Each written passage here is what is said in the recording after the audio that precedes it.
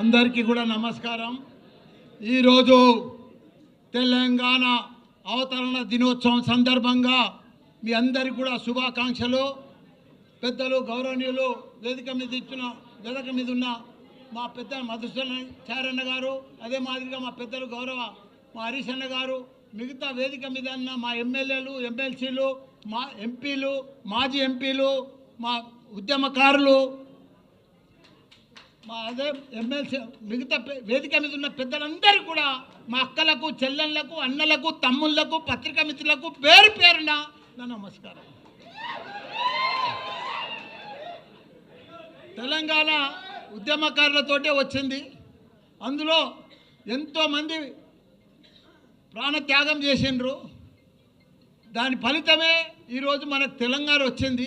దానికి తోడు ఎవరెంత చేసినా అందరు త్యాగ ఫలితమే ఈరోజు వచ్చింది. కానీ ముఖ్యంగా మన కేసీఆర్ గారే తెలంగాణ కోసం కళ్ళల్లో ఒత్తులు వేసుకొని కొన్న ప్రాణం దాకా ఉద్యమం చేసి, నా ప్రాణం పోయినా సరే, పార్లమెంట్లో ఎంపీ ఉన్నా సరే, పార్లమెంటుకు పోకుండా కూడా 32 పార్టీలలో వాళ్ళంతా కూడా జతగట్టి నాకు తెలంగాణ కావాలి, నాకు ఏమొద్దు, నా తెలంగాణ నాకు కావాలి, నా ప్రజలు అన్యాయం అయిపోతున్నారని చెప్పి తెలంగాణ సాధించినాక దాన్ని వదిలిపెట్టలే తెలంగాణను. తెలంగాణ రాకముందుకు మన పరిస్థితి ఏముండే? నీళ్లు లేకుండే, కరెంటు లేకుండే, ఒక గురుకుల పాఠశాలలు లేకుండే, ఒకరికి ఉద్యోగాలు లేకుండే, ఏమీ లేకుండే. పంట వండినా పంట కొనేటోడు దిక్కు లేకుండే. అసలు తెలంగాణను తీసుకొచ్చి అలా ప్రపంచంలో గుర్తుపట్టేటట్టు చేసిండు మన హైదరాబాద్ తెలంగాణను కేసీఆర్, కేటీఆర్ గారు. అసలు తెలంగాణను సాధించాడు. 10 ఏళ్లల్లో భారతదేశంలో 29 రాష్ట్రాలల్లో ఆదర్శ రాష్ట్రంగా తీసుకొచ్చిన ఘనత మన తెలంగాణ రాష్ట్రం, మన కేసీఆర్.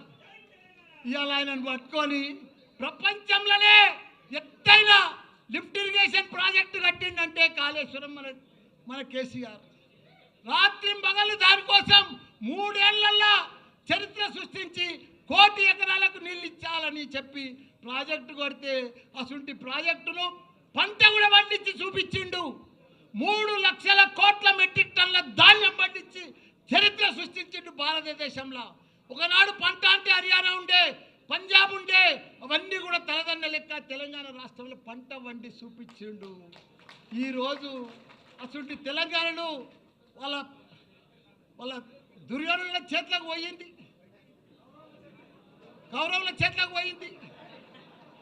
ఆ చేతులకు పోతే ఎంత ఘోరము, ఎంత పాపము. వాళ్ళకు పరిపాలన వస్తలేదు, వాళ్ళకు అడ్మినిస్ట్రేషన్ వస్తలేదు, వాళ్ళకు అవగాహన లేదు, వాళ్ళకి ఏమీ లేదు.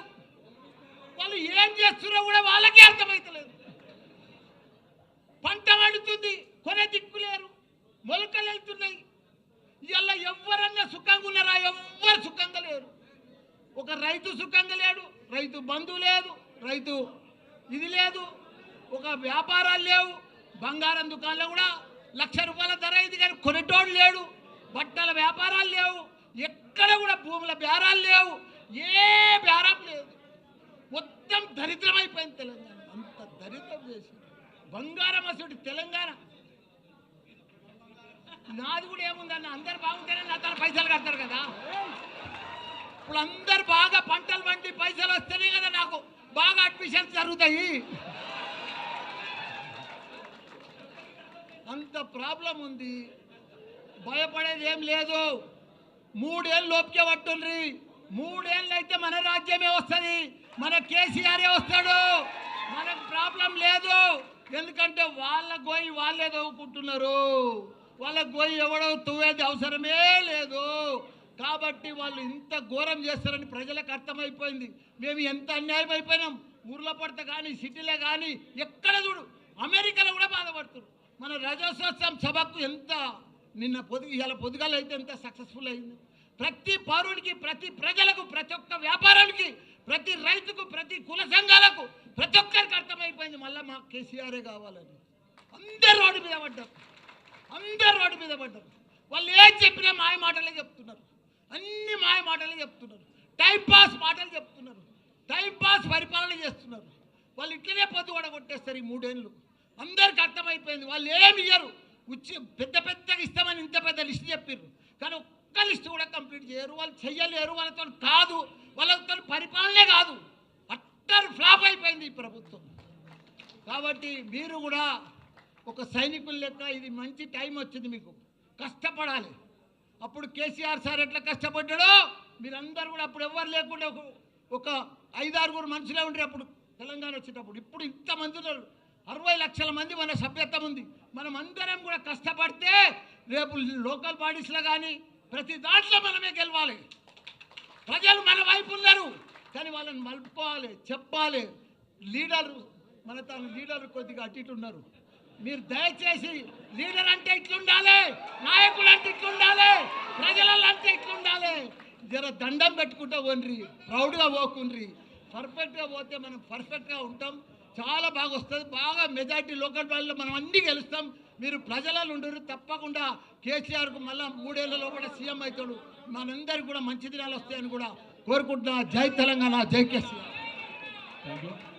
ఇప్పుడు పెద్దలు మన మాజీ మంత్రివర్యులు శ్రీమతి సబితా ఇంద్రెడ్డి గారిని మాట్లాడుతూ కోరుతాం.